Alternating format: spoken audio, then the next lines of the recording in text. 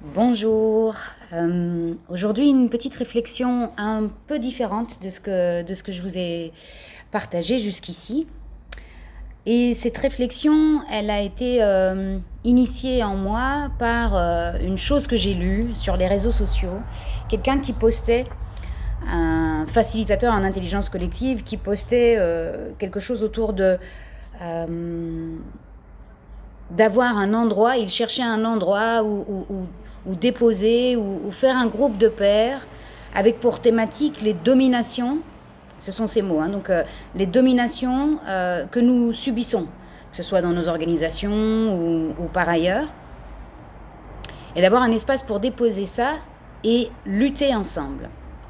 Alors je ne pose absolument, et ça me tient vraiment à cœur de préciser ça, c'est vraiment très important pour moi, je ne pose aucun jugement sur la personne. Par contre, son propos, la manière dont elle le formule, les mots qu'elle utilise, m'interpellent et m'amènent à une forme de réflexion. Et en fait, j'ai envie d'en dire plein de choses.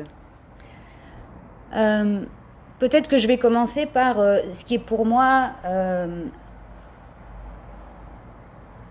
voilà, une croyance que j'ai et que je ne suis pas la seule à avoir, et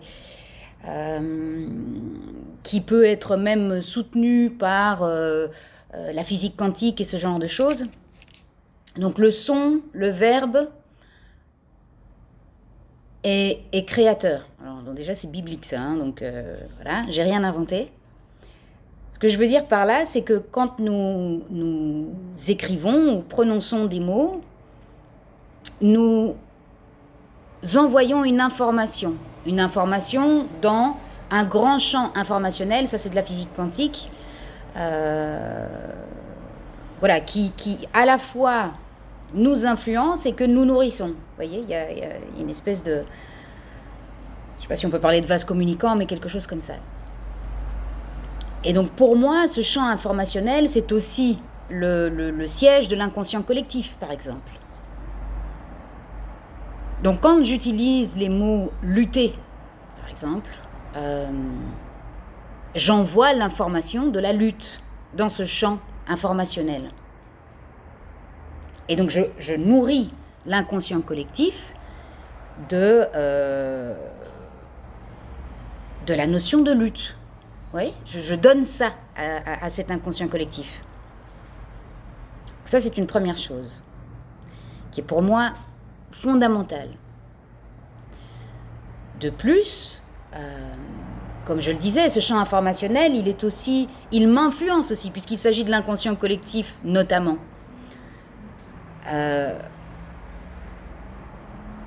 Donc ça veut dire qu'à la fois j'émets une pensée, mais que je continue à nourrir ma propre pensée et celle des autres.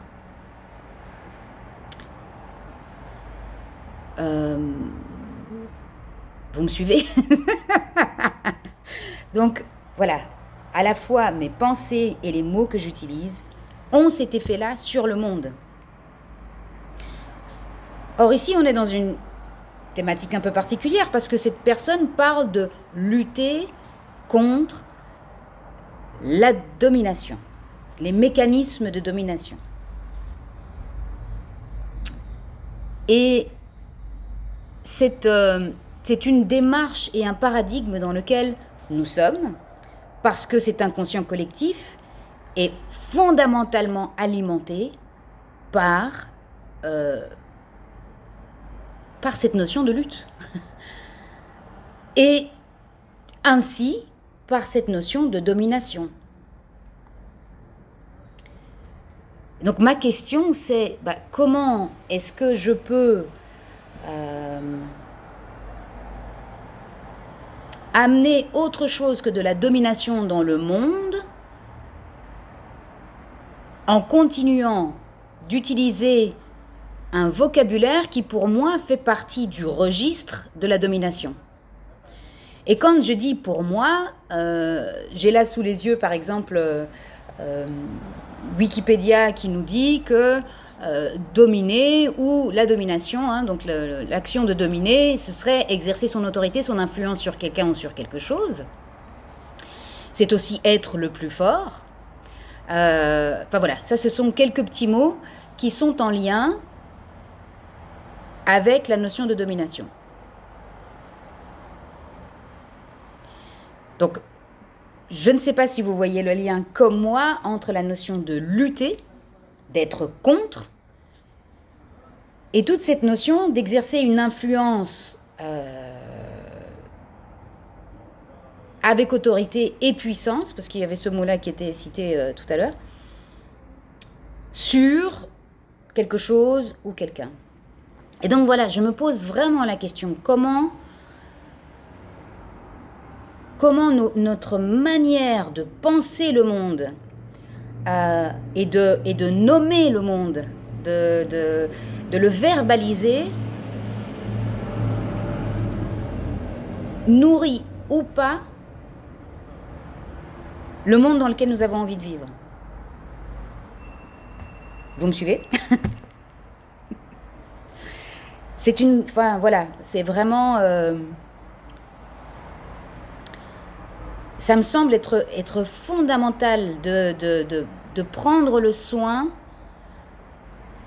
de nos pensées et de nos mots. Voilà.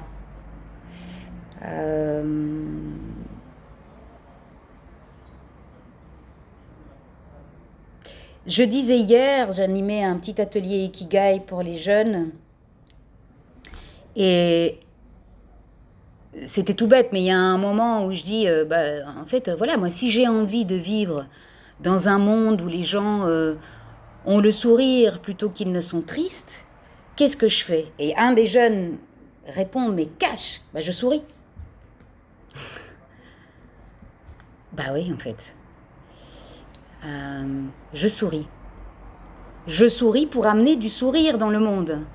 Vous voyez ce que je veux dire? Et vous voyez le lien que je fais avec toute cette manière dont nous pouvons continuer à notre insu, par mécanisme, par habitude, à justement entretenir ce dont nous voudrions sortir. Voilà. Je nous laisse avec ça.